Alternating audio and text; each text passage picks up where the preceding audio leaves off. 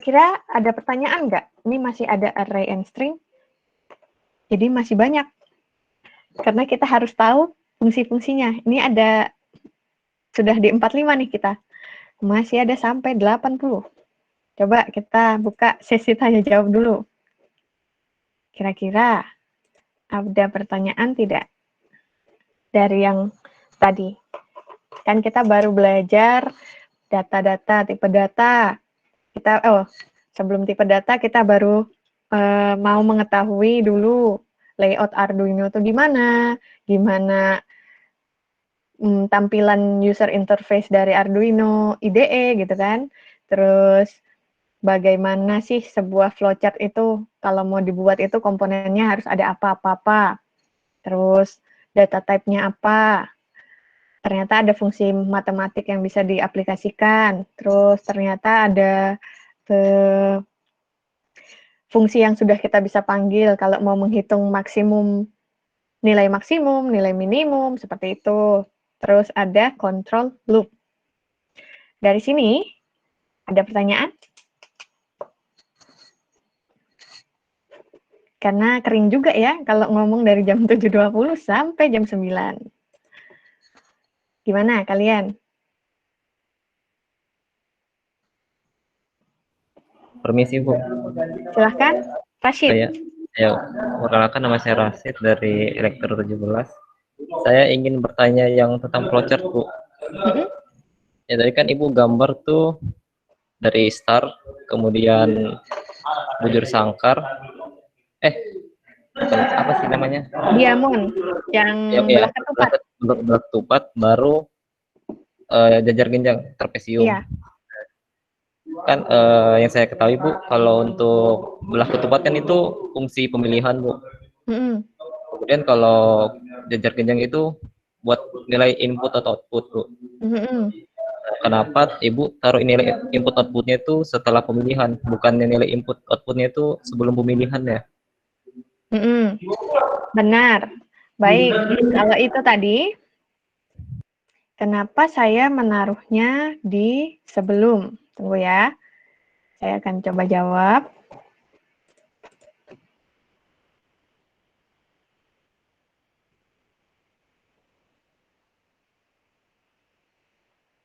Karena, tunggu.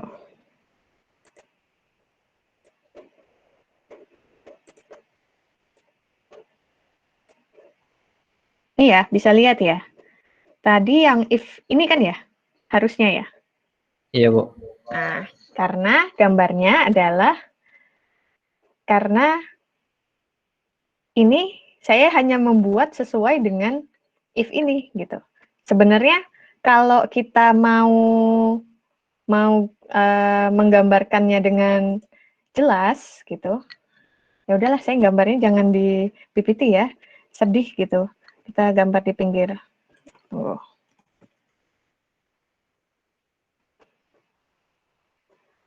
Nah, kalau pakai Visio nih, gampang, sudah ada basic flowchart-nya itu bagaimana. Kita tinggal, karena tadi kita berkacanya dari sini.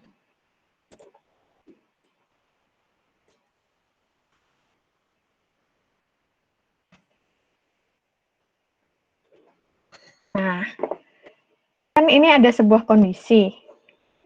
Harusnya data itu kalau mau benar-benar dari flowchart ini mau benar-benar ditulis, itu karena kondisi itu pasti tentu kita perlu yang namanya inisialisasi dulu kan dari fungsi yang kayak tadi lah, misalnya I. Kita fungsinya I. Terus nanti itu akan ada kita buat I ini nilainya ini sama dengan 25 misalnya. Kan kita inisialisasi nilainya. Kelihatan kan ini ya? Walaupun kecil. Terus habis itu nanti kan kita buat if. If I sama dengan, kita cek apakah I ini sama dengan 50. Terus kondisi apa yang harus dikerjakan di sana? kondisi apa, buka kurung, baru tulis statementnya, statement 1, coba statement 1 sama dengan apa, begitu ya, terus statement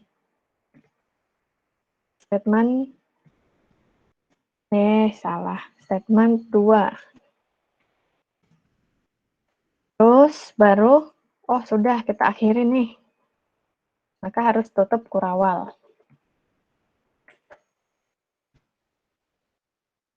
Waduh, besar sekali.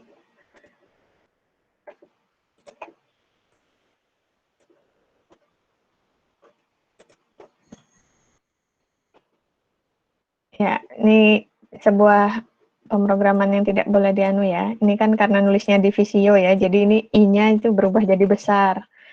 Nah, kita harus tahu kalau di pemrograman itu semua itu huruf kecil.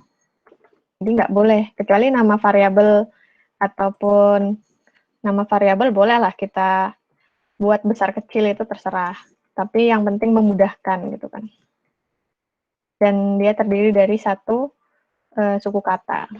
Nah, misalnya ini harusnya seperti ini program itu. Bahwa ada define function-nya dulu di awal, define function, define value-nya berapa. Baru decision apa yang akan kita gunakan, decision apa yang akan kita lakukan, dan statement apa yang akan kita buat gitu. Nah, di situ harusnya sebuah flowchart itu akan dibuat dengan seperti ini.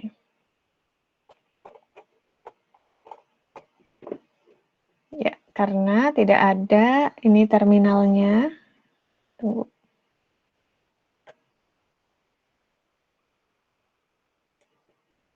Oh, ini dia, terminal. Awalnya saya kira tidak ada, padahal biasanya ada. Ini harusnya start. Ya kan? Baru kemudian inisialisasi dari apa yang akan inisialisasi dari variabel apa yang akan kita gunakan kan? Benar tadi katanya Rashid bahwa harusnya kita menginisialisasikan dulu datanya. Ini adalah integer i dan i sama dengan, oh bisa juga kita tadi nulisnya jadi satu aja kan, integer i sama dengan 25. Ya ini tolong dimaklumi ya, ini besar kecil ini tidak boleh harusnya begini. Nah, kemudian karena ini kita masuk ke if-nya di sini. If-nya bagaimana kita menuliskannya? Ketika if kurang dari 5. Nah, if kurang dari 5. Nah, karena ini decision, sebuah pertanyaan kan? Jadi baiknya kalau nulis flowchart ya, apakah I kurang dari 5? Nah, itu aja. Gini aja cara nulisnya. Nah, kemudian baru apa yang harus dilakukan ketika I kurang dari 5? Oh, statement 1 dan statement 2. Nah, statement 1 dan statement 2 ini kan kita nggak tahu apa ya. Ya, kita anggap aja begini. Tadi caranya menulis itu adalah dengan memberikan begini. Ini adalah komen ya. Kan ini komen. Jadi, nanti misalnya di sini I.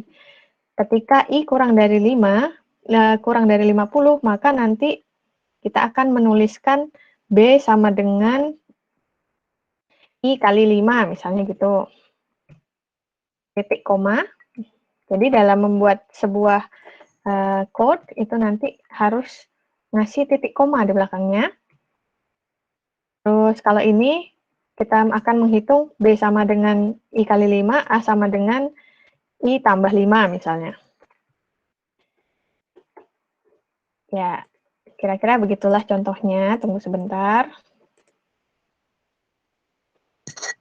Di sini, karena kita akan memproses sebuah matematika, ya kan? Atau bisa juga, ini nanti kita tambahkan lagi display. Printf. Display. Misalnya, display nilai A. Display nilai A.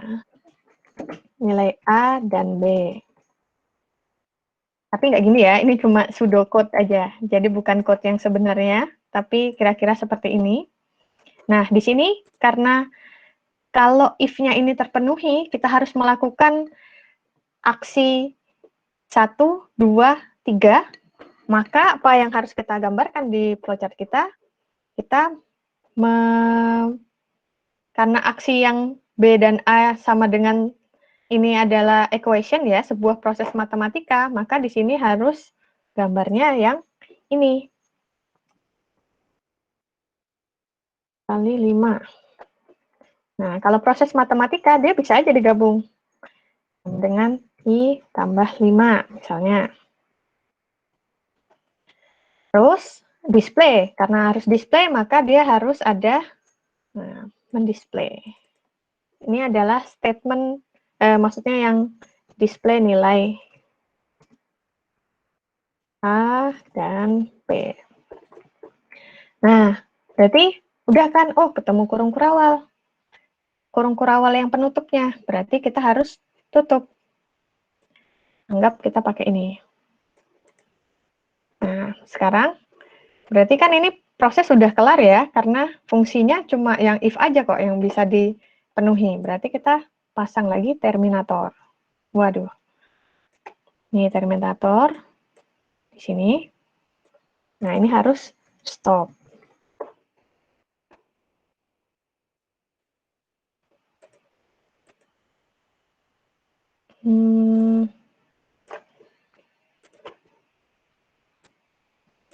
Salah ini.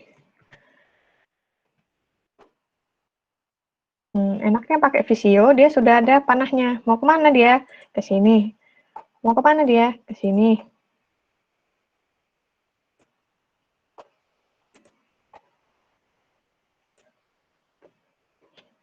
Nah, yang perlu diperhatikan dalam membuat flowchart kan decision. Ini adalah ya, ketika dia iya. Bagaimana kalau tidak, walaupun tidak ditulis di sini, ketika dia tidak kan berarti sudah langsung ke nilai selesainya gitu kan, karena nggak ada disebutkan di programnya. Maka ya ketika iya dia mengerjakan, ketika tidak dia harus selesai. Seperti itu. Nah, ini adalah ketika dia tidak. Oh, ya berarti harusnya tidak. Ya, kurang lebih sebenarnya begini caranya, Rashid. Harusnya kalau tadi saya mengilustrasikannya dengan detail, harusnya seperti ini. Nah, tapi karena tadi memang hanya berdasarkan, kita hanya ingin mengilustrasikan bagian if condition-nya aja. Berarti gambarnya tadi saya cuma yang ini kan, cuma gambar yang ini tadi saya. Karena dengan asumsi kita tidak tahu input apa yang harus didefinisikan di awal, dan mungkin setelahnya akan ada proses lain atau apa, kita tidak tahu. Jadi hanya ini proses yang ilustrasinya adalah sebagai ini. Tapi kalau untuk detailnya, harusnya memang ada definisi dari sebuah variabel apa yang akan digunakan, proses apa yang harus dikerjakan, entah itu ini harus di function setup tadi, ataupun ini harus di function yang loop. Seperti itu. Apakah menjawab? Terjawab, Bu. Terima kasih. Baik. Yang lain? Jadi, kenapa saya minta kalian membuat flowchart-nya seperti yang tadi saya contohkan, agar kalian juga bisa tahu gitu logikanya gimana ya kalau if else-nya seperti ini. Jadi tadi aja, dua aja. If else, if else if, sama yang contoh yang di break. Terserah. Enggak. Sesuai aja sama yang itu. Jadi buat flowchart yang menggambarkan statement yang tadi, yang sudah saya suruh tadi ya. Jadi tanpa ditambahin apa-apa dulu. Nanti kalau kita mau buat yang untuk tugas lainnya, baru nanti kita coba aplikasikan apa yang sudah kalian kumpul tadi, yang belum saya periksa itu, untuk menjadi flowchart itu bagaimana gitu. Nanti kita aplikasikan itu. Oke? Bisa dipahami ya? Nyoba sendirinya yang buat flowchart. Nah, nanti mulai dibaca-baca itu data type yang tadi sudah saya sebutkan ya. Memang banyak, memang harus tahu dulu semua. Baru nanti kita bisa aplikasikan di Arduino-nya. Saya rasa itu dulu deh kayaknya untuk hari ini. Saya beri waktu lebihnya ini untuk kalian bisa membagi kelompok. Semoga nanti Asprak kalian bisa diskusi dulu ya di ini untuk membagi kelompok. Ya, silakan. Mau tanya Iqbal, silakan. Assalamualaikum warahmatullahi wabarakatuh, Bu. Izin Waalaikumsalam. diri. Nama saya Muhammad Iqbal Sugiarto, NIM 04141055. Saya ada beberapa pertanyaan, Bu. Silakan. Yang pertama itu untuk kan di Arduino itu untuk yang nesting loop itu seperti looping, di dalamnya ada looping lagi, Bu. Dan itu juga kan fungsinya melanjutkan kan, Bu, looping dari yang awal itu, misalnya looping A selesai terus melanjutkan ke looping B. Nah, saya mau bertanya, Bu, untuk di Arduino itu bisa nggak sih, Bu, kalau misalnya kita di dalam satu Arduino itu kita membuat fungsi, tetapi dia itu berbeda. Misalkan contohnya, kita ingin membuat untuk memonitoring baterai, terus yang kedua untuk memonitoring kecepatan. Itu kan berbeda kan, Bu, untuk fungsinya. Itu apakah bisa? Terus yang kedua, di Arduino kan kalau misalnya kita mengupload itu akan bentuknya hex file atau kodenya ACSII atau yang dimana kodenya itu biner dari yang software Arduino-nya ke Arduino itu nanti akan jadi biner. Nah, apakah bisa, Bu, nanti kalau misalnya lupa, ini kan misalnya lupa di softwarenya itu misalnya hilang datanya, tapi di Arduino itu masih ada kodenya dalam bentuk yang tadi source code ACSII. Itu apakah bisa di re-upload ke software Arduino seperti itu? Mungkin itu aja, Bu. Terima kasih. Baik, terima kasih Iqbal. Sangat teknikal ya, berarti ada experience sebelumnya dia, sebelum ikut pemrograman peralatan. Untuk yang nesting loop, itu bisa. Jawabannya kita bisa membuat fungsi, maksudnya dua fungsi yang berbeda dan harus jalan bersamaan di dalam loop forever-nya Arduino gitu. Tinggal nanti kita declare sebuah fungsi ini jadi sebuah library sendiri gitu. Jadi kita nggak hanya nuliskan di sana, tapi kita bisa membuat sebuah fungsi gitu. Nanti pas di loop forever-nya itu, nanti kita tinggal panggil fungsi yang udah kita buat tadi. Untuk satu ngontrol kecepatan, satunya untuk ngontrol apa tadi? Tegangan? Atau... Iya. Ya kan ya? Tegangan di baterai. Ya, tegangan di baterai. Gitu, itu bisa. Buat dua fungsi yang berbeda untuk dijalankan bersamaan di dalam sebuah loop forever-nya Arduino. Untuk yang kedua, apa yang terjadi ketika ternyata programnya hilang setelah jadi kita udah coding nih ya, saya coba pahami dulu, kita udah coding, udah kita transfer ke Arduino, terus data di source code-nya hilang jadi kamu mau mengambil data di source code Arduino untuk kembali ke IDE, apakah seperti itu? Nah, kalau ini saya kurang tahu, tapi mungkin nanti kita sama-sama cari tahu ya. Harusnya kalau ada di Arduino bisa sih, asal nanti lihat lagi compilernya bisa apa enggak untuk transfer dari data Arduino ke sana. Karena kan peralatan kadang kita harus, kenapa program itu diperalat? Waduh, bahasanya ya, kok dia diperalat. Kenapa program itu kita harus bisa memprogram sebuah peralatan agar ketika ada operator bisa ngatur ulang kan, nge-readjust. Jadi kalau program itu sudah bisa dikirim ke sebuah device, tentu ketika operator perlu data dari device tersebut, data tersebut bisa kita ambil juga gitu, bolak-balik lah komunikasinya harusnya. Jadi sebenarnya bisa, tapi detailnya seperti apa, mari sama-sama kita cari tahu. Oke, Iqbal?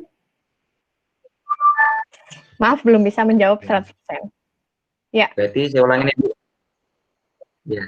untuk yang nesting loop yang fungsi berbeda harus membuat library dulu, Bu. Terus kita memanggil library-nya itu ya. Oke. Kalau yang Terima kasih, jawaban Bu. kedua mungkin tanya Pak Himawan ya. Dia lebih bisa gitu. Terima kasih. Lainnya?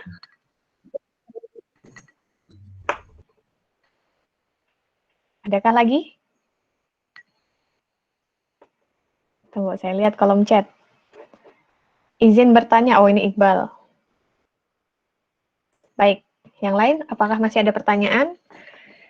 Ya memang pemrograman peralatan ini seru-seru sedap. Seru-seru sedapnya kita banyak harus tahu library macam-macam, kita harus tahu data type macam-macam agar bisa mengaplikasikannya. Tapi ya stay there, tetap diikutin saja dulu. Karena memang itu adalah knowledge yang harus kalian dapatkan, harus ditelan dulu. Walaupun nggak ngerti, ditelan dulu. Karena nanti pas aplikasi nanti insya Allah semua itu jadi kayak terkoneksi. Walah, mempelajari data type ini biar outputnya seperti ini. Oh, integer bedanya sama floating seperti ini. Gitu ya. Oke. Kalau nggak ada pertanyaan lagi, ada nggak pertanyaan lagi? Kalau nggak ada bisa saya akhiri, sayanya berakhir, tapi kalian masih di sini. Karena untuk ngomongin kelompok ya, bisa dipimpin. Permisi, saya mau bertanya, Bu. Silakan, Ahmad Maulana Rizky. Dari Maulana nomor 1408. Saya ingin bertanya terkait yang tadi awal-awal Bu, compiler, Bu. Nah, jadi saya dapat pengalaman dulu kebetulan mengerjakan program dan kebetulan juga ada 2 mikrokontrolernya, Bu.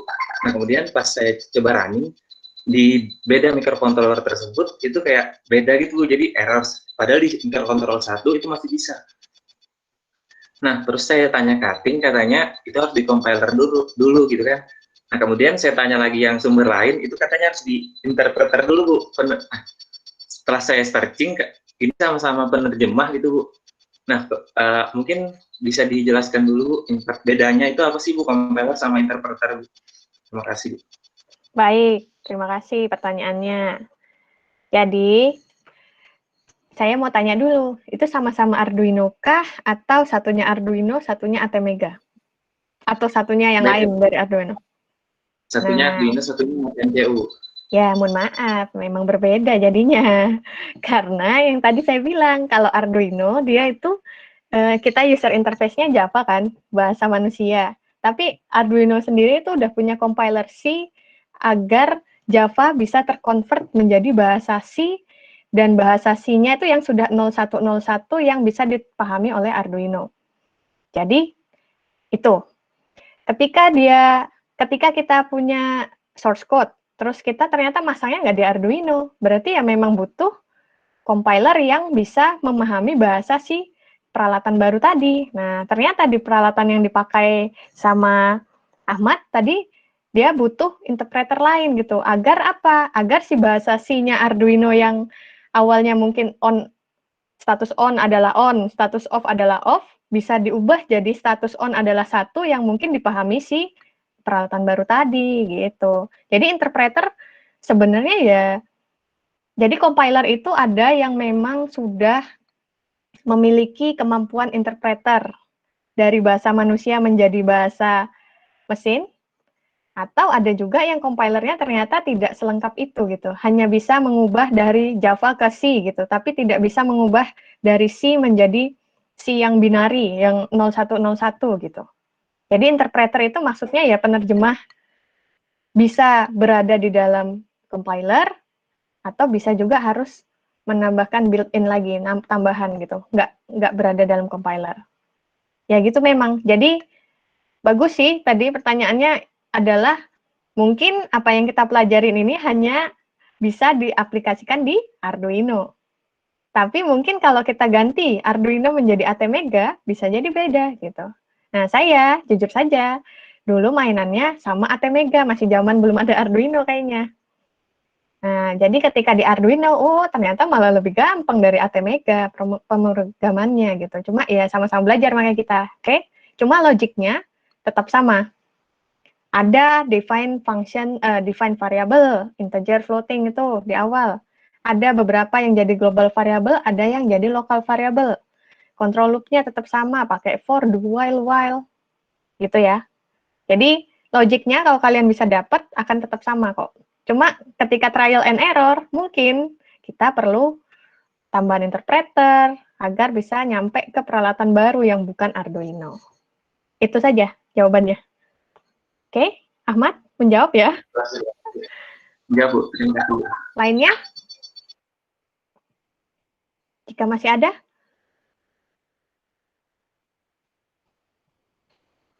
Saya lihat chat lagi. Oke, ini adalah absensinya ya.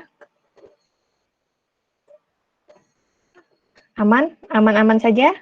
Tolong dicoba-coba flowchart dan do while-nya, if else-nya, karena pemrograman tuh ya itu aja sebenarnya. Gimana bisa mengkombinasikan if else dengan control loop yang lain. Dan kan kalian sudah kirim kan ya tugas yang minggu lalu. Coba kalian mulai membuat flowchart dari tugas tersebut. Karena nanti kalau tugas besar akan berbeda dari itu kan, cuma mungkin di UTS itu bermanfaat gitu. Kan UTS kan tentang teori, pasti mengaplikasikan if else gimana, do while gimana, define variable itu gimana, dari tugas yang udah kalian kumpulkan kemarin, gitu aja. Paham ya? Ada pertanyaan lagi nggak? Kalau nggak ada, bisa kita akhiri agar kalian bisa menentukan kelompok. Ini Asprak ada yang di sini? Gozi? Ada? Atau Gozi tidak di sini? Siapa ya Asprak? Ada, Bu. Oh, oke. Jadi nanti bisa dipimpin ya, maksudnya dipimpin diskusinya terkait kelompok, tugas besar. Jadi kan kalau tugas kelompoknya udah kita settlekan dari awal, kalian juga koordinasi sudah bisa dimulai gitu kan, mulai tahu, oh sistem apa nih yang menarik buat kita presentasiin, dan bisa kita presentasiin di modul. Nah, tolong dipimpin pembagian kelompoknya. Dan harapan saya, kan walaupun kelompok ini, kalian kerjasama yang baik kan, semua ilmunya maunya dapat bareng kan ya, sama rata lah, experience-nya harus sama. Jadi jangan sampai ketika tugas besar, satu aja yang ngerjain, lainnya cuma mendompleng popularitas gitu ya. Kalian harus bekerja sama dengan baik, dan harapan saya juga kan ada beberapa orang yang mungkin bagus di hardware, tapi ada beberapa orang yang bagus di presentasi. Ya gimana kalian combine? Ada juga orang yang mungkin dia tidak bagus di presentasi, tapi dia ingin mencoba presentasi. Ya gimana kalian juga bisa mengakomodasi dalam sebuah kelompok? Ya, kerjasamanya dijaga agar tugas besarnya nanti goal, dan si praktikum juga goal nanti bagus, nilainya sama-sama. Kalau kalian semua sama-sama semangat gini, tentu dosen yang memberi nilai juga nggak hitung-hitungan lah. Intinya seperti itu ya. Jadi saya harap kerjasamanya yang baik, jangan cuma dompleng popularitas. Gitu saja pesan saya. Kalau sudah tidak ada pertanyaan, saya bisa live dari sini, kalian bisa diskusi sampai jam 10. Bagaimana? Aman? Oke ya. Nizom, mau ngomong nggak? Mic-nya menyala? Oh tidak. Oh baik, siap. Malu-malu nih Nizom. Nanya aja padahal. Apa? Oh iya, nggak apa-apa. Ya sudah ya, begitu saja yang bisa saya sampaikan. Semoga bermanfaat, stay strong. Kita akan lalui pemrograman peralatan 1 semester ini. Sekian dari saya. Assalamualaikum warahmatullahi wabarakatuh. Ya, silakan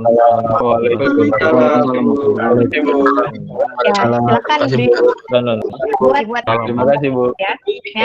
Ya, dadah. Yang mau nanya nah? Aku mau jawab, nah.